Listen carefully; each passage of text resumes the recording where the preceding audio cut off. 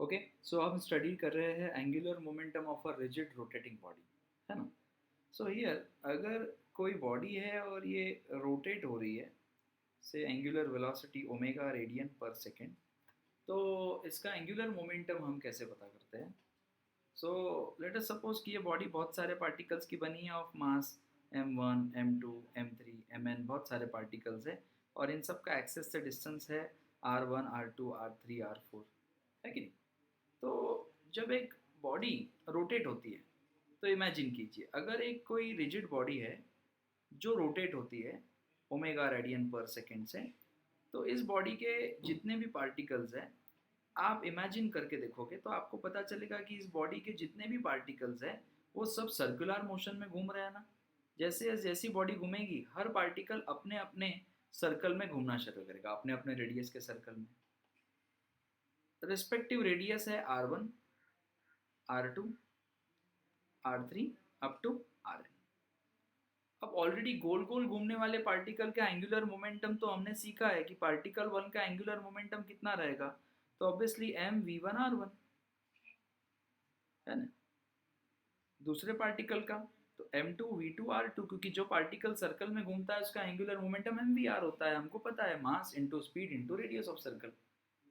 ऐसा आप करते गए तो आपको सारे पार्टिकल का एंगुलर मोमेंटम मिल जाएगा, that is mn vn rn। अब हमने सारे पार्टिकल का मास और रेडियस तो ले लिया, लेकिन वेलोसिटी अलग अलग पार्टिकल की पता नहीं है। बट मैं वेलोसिटी लिख सकता हूँ ना, v is equal to R omega, क्योंकि जितने भी पार्टिकल्स है सब सर्कल में घूम रहे हैं और सबका ओमेगा तो सेम है, एंगुलर स्पीड, सारे पार्टिकल सेम एंगल टर्न कर रहे हैं ना टाइम टी में। एक सेकेंड में ओमेगा रेडियन, ये टर्न कर रहा है ये टर्न कर रहा है, सब उतना ही टर्न कर रहे हैं। तो मैं v is equal to R omega substitute कर देता हूँ।